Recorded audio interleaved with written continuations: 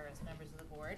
I'm very pleased to be able to make this brief informational report to you about the Veterans Summit that was held on December 7th that President Baca mentioned at the beginning of this meeting. Leading into this item, I want to let you know that the event was part of an initiative that the board launched to expand and improve our services to student veterans. And I want to assure you that that effort is well underway. At your last meeting, I introduced to you our new Veterans Coordinator in the Chancellor's Office, David Lawrence, who's here with Dean Jeff Spano. And today I also want to introduce to you a brand new intern who is actually starting today. He's from the University of California, Sacramento Center. His name is Felipe Grimaldo. He's currently a student at UC Davis. He is an AA degree holder from Cerritos College. He is a veteran of the U.S. Marines. He was former student body president at Cerritos College, was the student trustee for that district, and furthermore, he was the student trustee on the league board at the state level. So we are just delighted to have Felipe join us, and we're going to get as much good work out of him as we can in this semester, because unfortunately he'll only be with us for the spring term, but we're just delighted to have him. On December 7th, we were in Redwood City. There were more than 200 participants in the Vet Summit. It consisted of faculty, veterans counselors, veterans program coordinators, and this year we invited veteran certifying officials as well to participate in the summit. This event was co-sponsored by the Board of Governors and the Chancellor's Office, along with the Faculty Association for California Community Colleges and the Foundation for California Community Colleges, and was generously underwritten by J.P. Morgan Chase Foundation. Chancellor Harris was able to be there on the opening day to make opening remarks, along with Dennis Frisch, president of the Faculty Association. And on day 2, opening remarks were made by President Baca, along with Jonathan Lightman, the executive director of the Faculty Association. And I want to also thank board members Scott Himmelstein and Lance Izumi for being there to introduce a couple of our keynote speakers. Scott introduced his friend, Nathan Fletcher, who is a veteran of the U.S. Marines, as well as a veteran of the California State Assembly at the moment. And member Izumi introduced Major General Peter Gravitt, the Secretary of Veterans Affairs. Those were 2 key keynote speakers.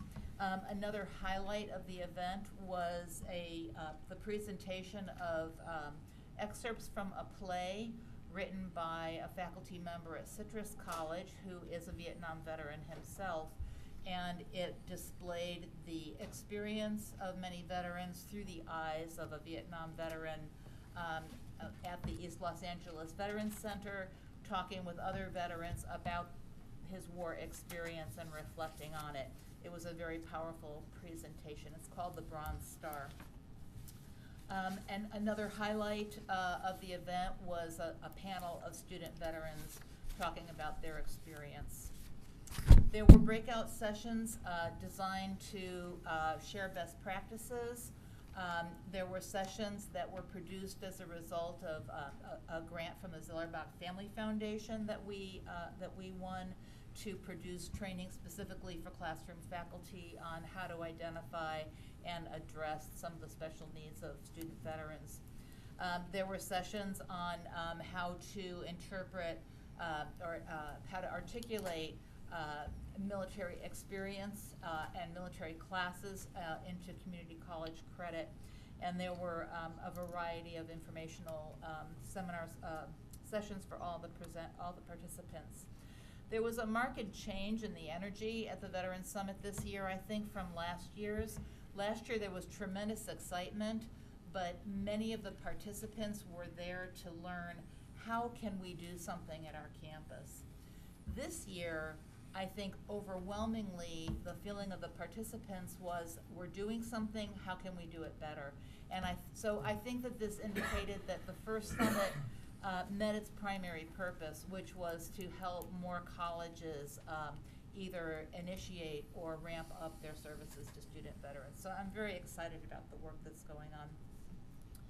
And so in a minute, I'm going to turn it over to Vice Chancellor Feast to talk about another very exciting element of this Veterans Summit. But before I do that, I just want to quickly acknowledge the people who were key to making this possible. At the Faculty Association, Sylvia Flores, who was here but is no longer here. At the Foundation, Leslie Ferreira, and Keitha Mills, who worked directly with J.P. Morgan Chase. In the Chancellor's office, in addition to my staff and Paul Feast and his staff from Governmental Relations, Mike McGee played a very critical role. In Academic Affairs, Barbara Ilowski was a participant in the planning, and she also was here earlier but is no longer. And from Workforce and Economic Development, Deborah Jones and Katie Ferris. This was a true team effort, and I think that our success was due to this collaboration. Paul. Thank you. When we started planning this event, we decided that one of the most effective ways to communicate the student veteran experience was through video and film. About 3 years ago, the Chancellor's Office commissioned a film that addressed some of the challenges that student veterans were facing on our college campuses as they were returning, and what colleges were doing to meet those needs.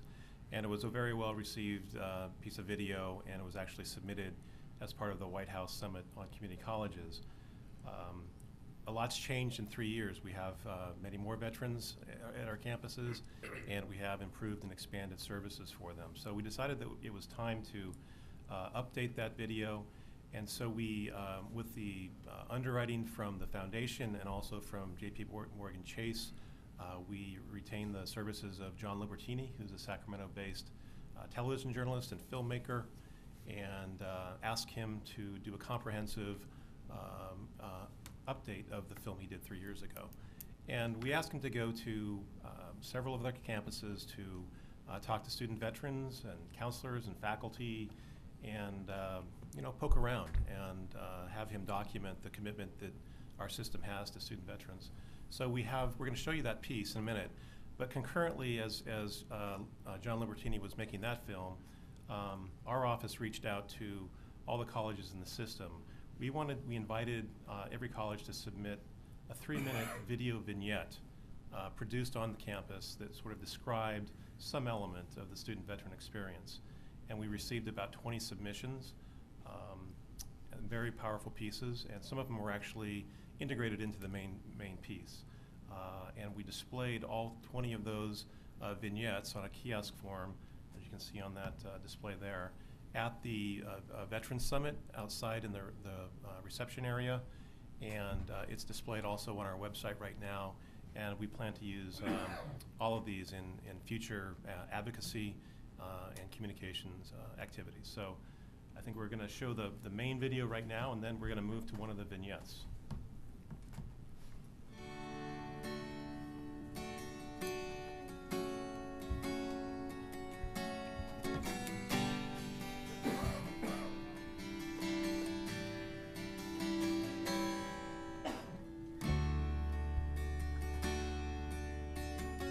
He looks the part of a college student, but 32-year-old Christopher Nichols still lives in a world thousands of miles away.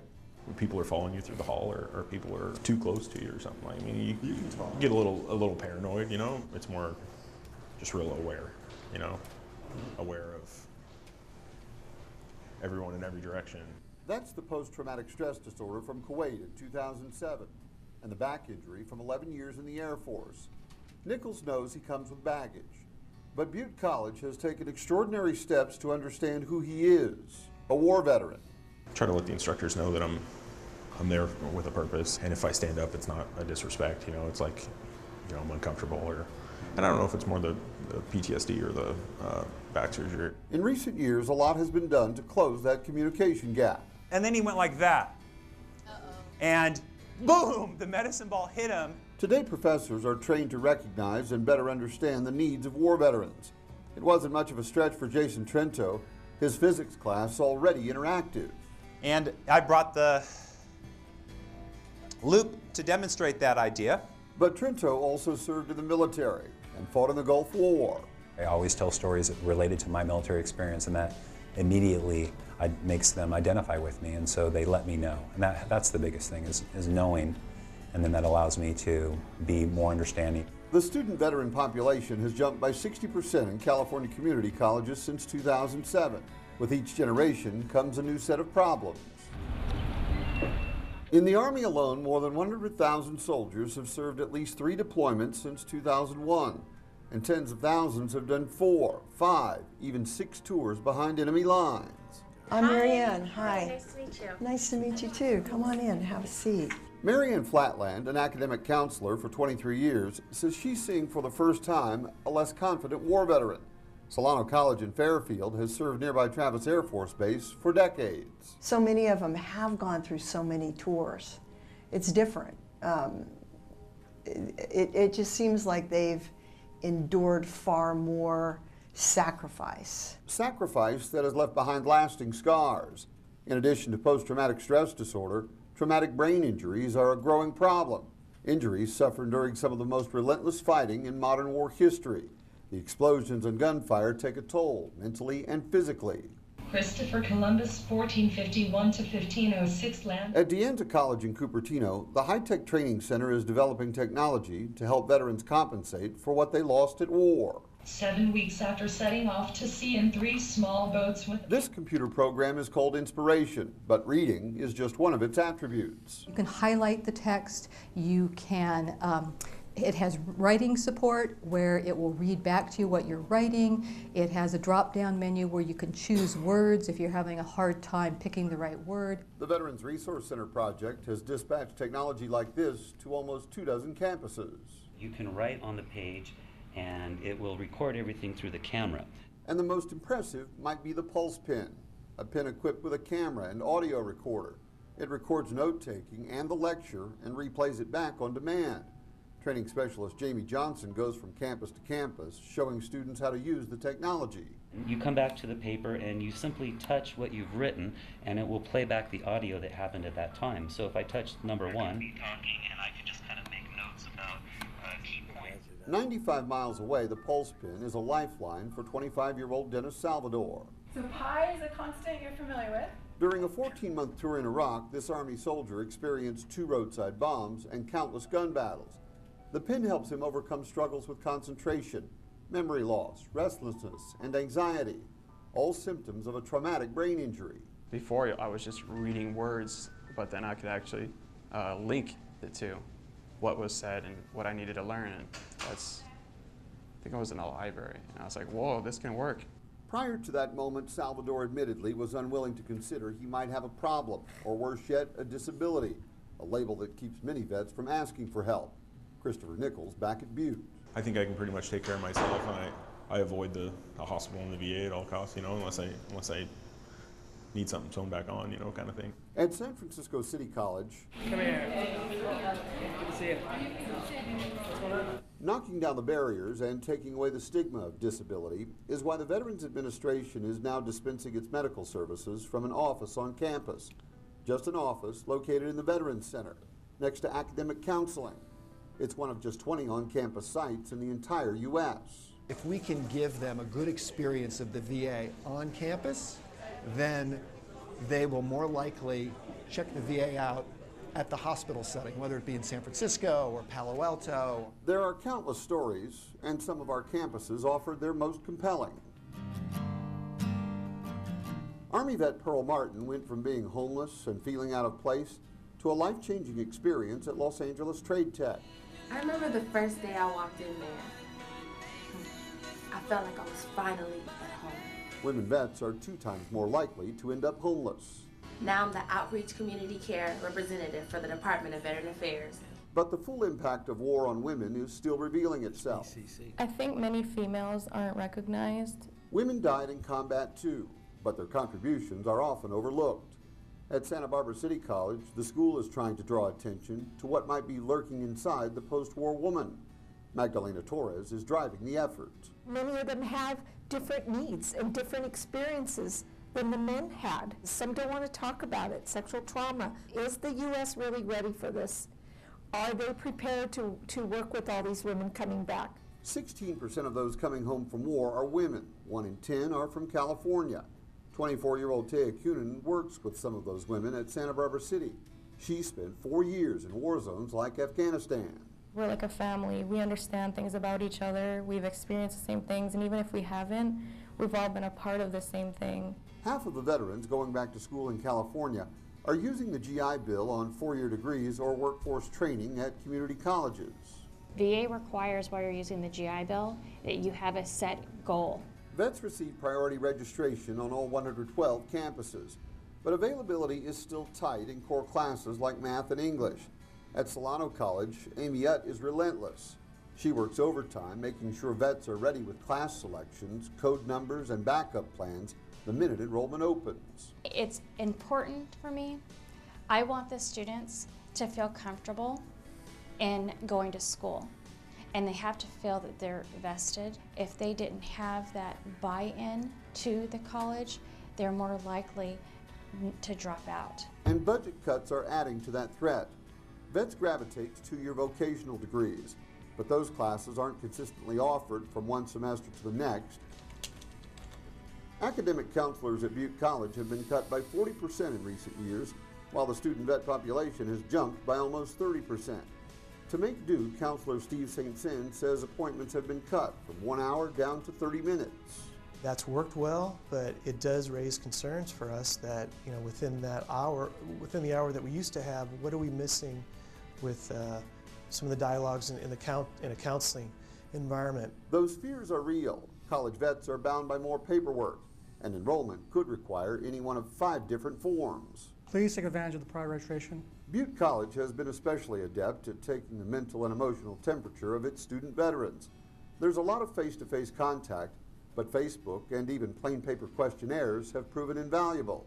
Dan Torres, a vet himself, knows life changes quickly on a modern-day college campus. Having the Veterans Resource Center, you can see and socialize with the other students and actually take time to see how they're doing, what's going on in their lives that maybe you could help out with. Any campus with a Veterans Resource Center has a counselor dedicated to managing all the government paperwork. I think it's this one divided by 60. Logan Becker served 2 tours in Iraq, but few things have proven more challenging than doing the math on the post-9/11 GI Bill, which covers only 3 years of a 4-year college degree.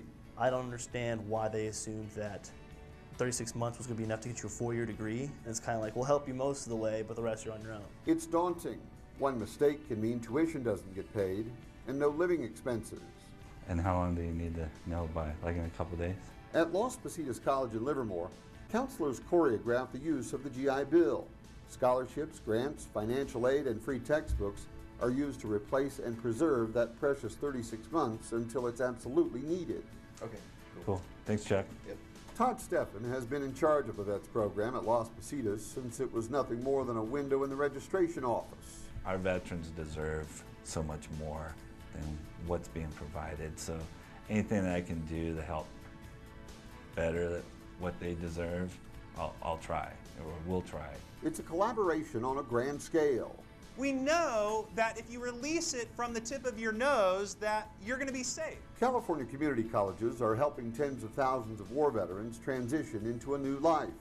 His body is 50% disabled, but Christopher Nichols credits the people at Butte College with helping him keep his mind sharp and his eye on the target. I'm carrying about a 3.7 GPA, so from what the transfer counselors are telling me, I shouldn't have that much problem getting into Berkeley. That's kind of the target. Aim high.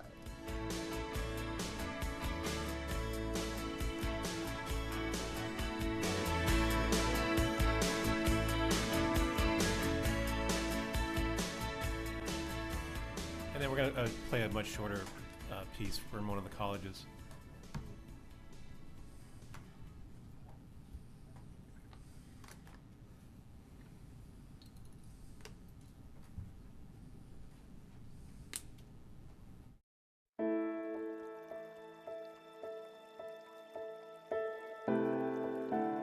One of my deployments, I was in Iraq.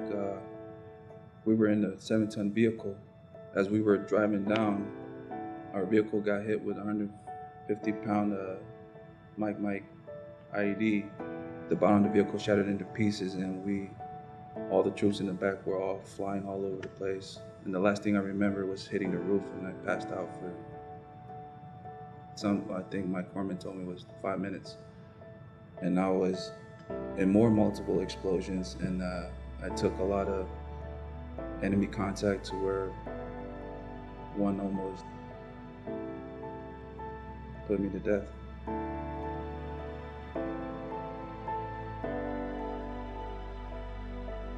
I served in the United States Marine Corps for 9 years and 7 months. I got out recently, December 31st of last year, as a staff sergeant. Because of 9/11 was a big impact, I actually knew someone that was killed at 9/11 at the towers, so it hit home. So that was my major reason why I decided to join. And then when I got deployed, it was a whole sense of just watching that first casualty, and I don't know, it just brings a different perspective view of life. And it makes you not take things for granted.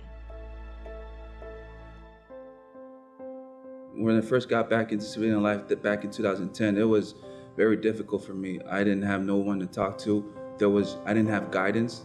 There was no one to look up to or to look for help.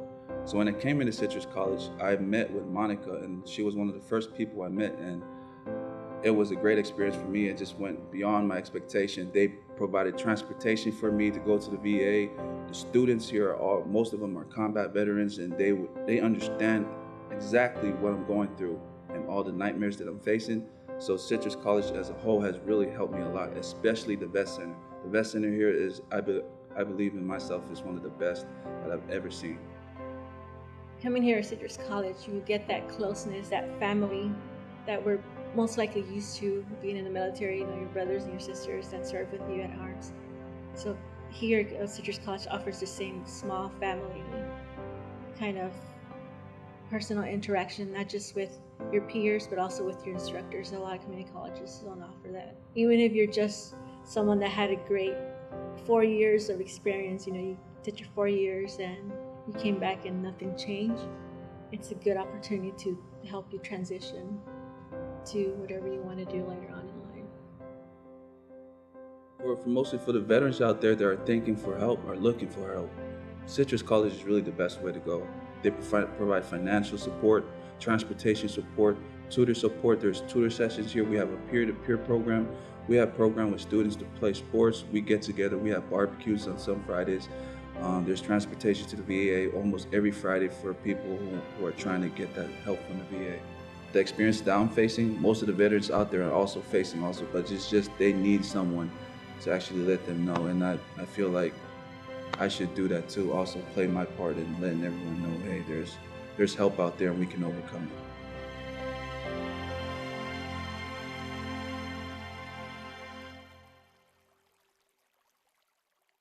I'd also like to acknowledge the outstanding work of Robert Ferguson on our staff. He's a webmaster, spent a lot of hours on this project, and also the support from 3C Media as well. Nice job.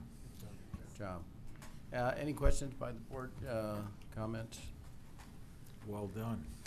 Yeah, this is obviously a very important area because we have so many veterans coming back increasingly who are needing job training. And I think that the work that we do in the community colleges is rather broad because these veterans come in with all kinds of different goals and ideas about what they would like to do.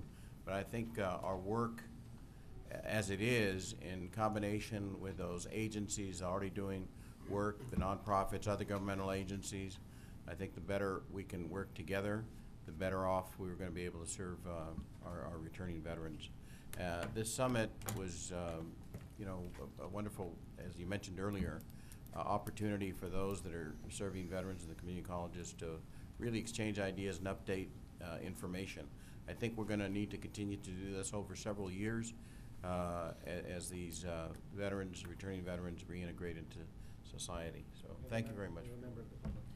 We do have a comment from a member of the public. Vice President Baum. Jonathan Lightman from the Faculty Association. I see that Sylvia Flores has joined us, so mentioned to her earlier. Thank you, President. Is this on? Yes. Thank you, President Baca and members of the board, Chancellor Harris. I want to thank you for allowing us to be in this very significant partnership.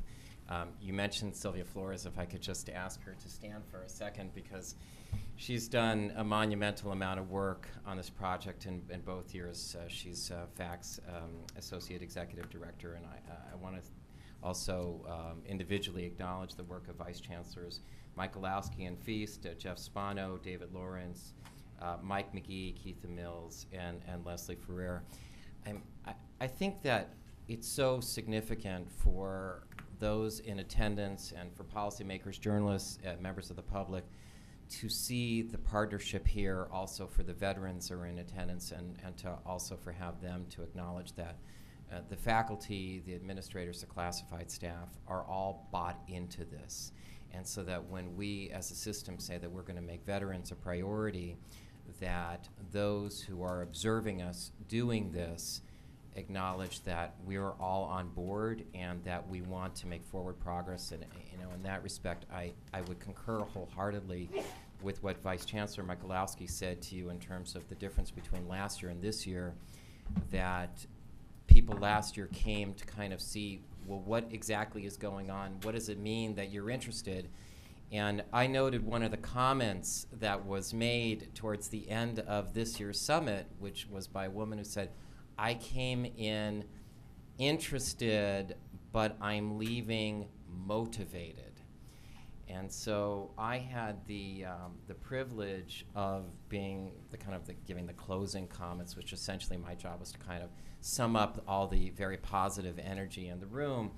And I quoted two speakers who discussed veterans issues, and one of them was President Kennedy. And the quote that I mentioned was that as we express our gratitude, we must never forget that the highest form of appreciation is not simply to utter words, but to live by them.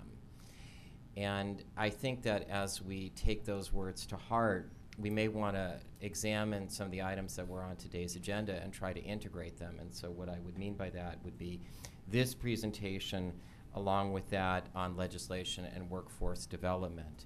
And if we were to combine the three and to say that as a priority moving forward into this year's, both our state legislative package as well as our federal legislative package, we say that we are taking these things to heart. Actually, that then provides a very good selling message to us as we go into those very difficult budget hearings ahead.